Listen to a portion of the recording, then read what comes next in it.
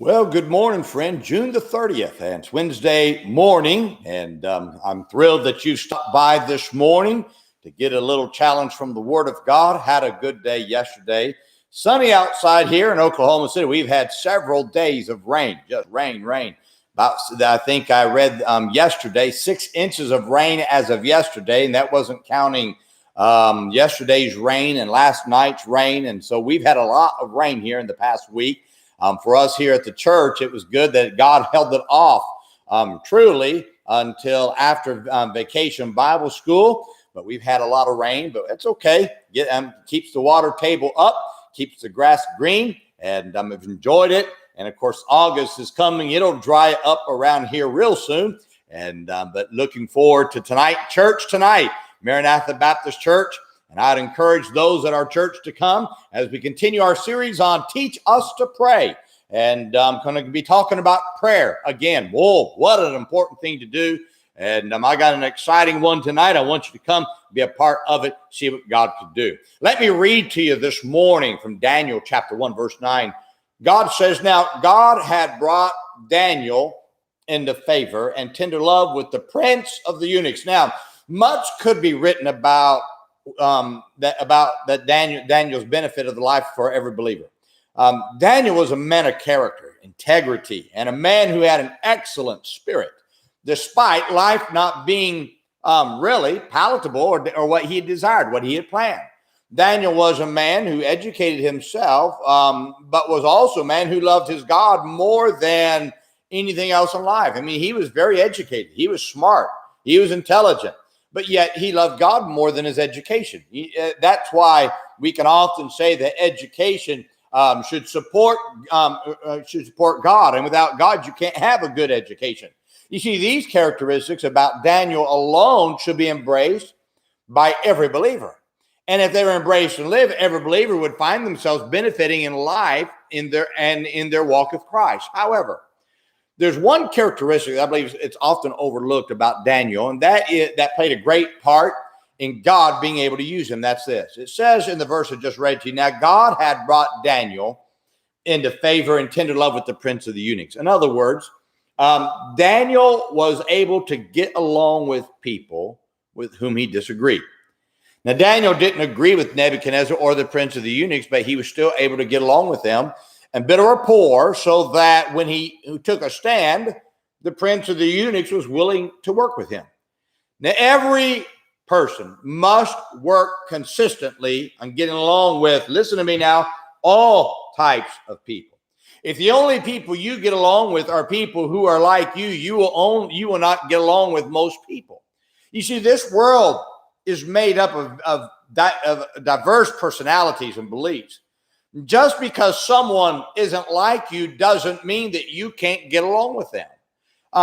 You have to understand, many people destroy their potential because they expect everyone to be like them with everything that's done. Now, my friend, the diversity of people is purposeful by God to make this world a better place.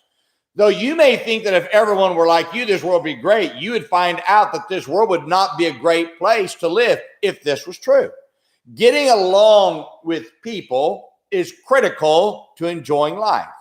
Can also say this: get along with people and building rapport with them goes a long way in influencing them for good. Most of the people I work with and witness to are people who are much different than myself.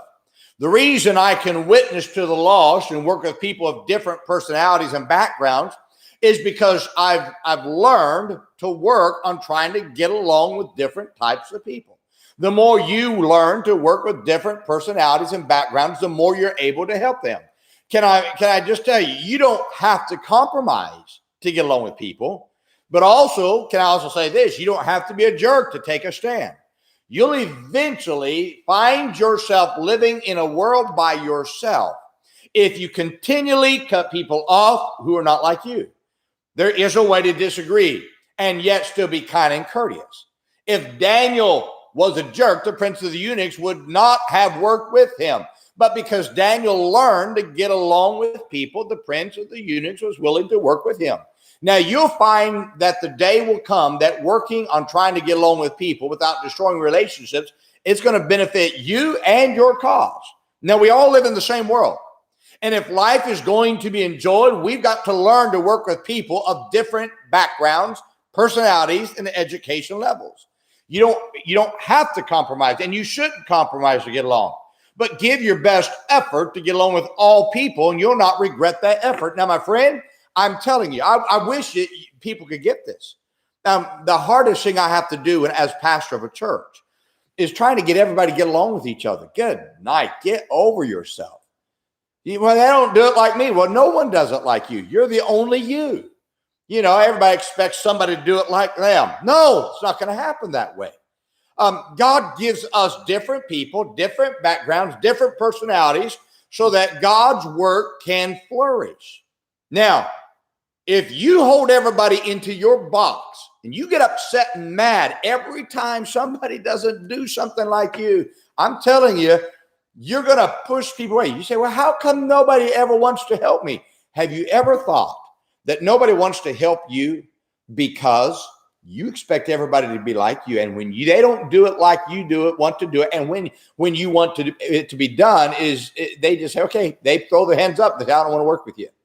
That's the great mistake right there. I've learned in working with people, I will take them from where they are. Okay, illustration. I love people the way they want to be loved. I work with people the way they want to be worked with. Now, yes, I'm a leader, and yes, I've got to have schedule, and yes, my position is important. But I'm telling you right now, the greatest asset is learning to work with people where they will allow you to work with them. Stop putting people into your box because they're not going to fit in your box. The more you learn to work with different personalities, different backgrounds, different people, the more you can help people for the cause of Christ. And let me tell you something. We need the cause of Christ to go forward. And so can I tell you this? Let's get over ourselves. Let's stop trying to make everybody who we are. And let's work with them where they are. Let's get along, build a rapport, because one day it's going to benefit the cause of Christ. And you're going to find they'll grow if you can learn to work with different types of personalities. I hope this is a help to you, my friend. Hey, remember today, be good to everybody. Everybody's having a tough time. Have a great day, my friend.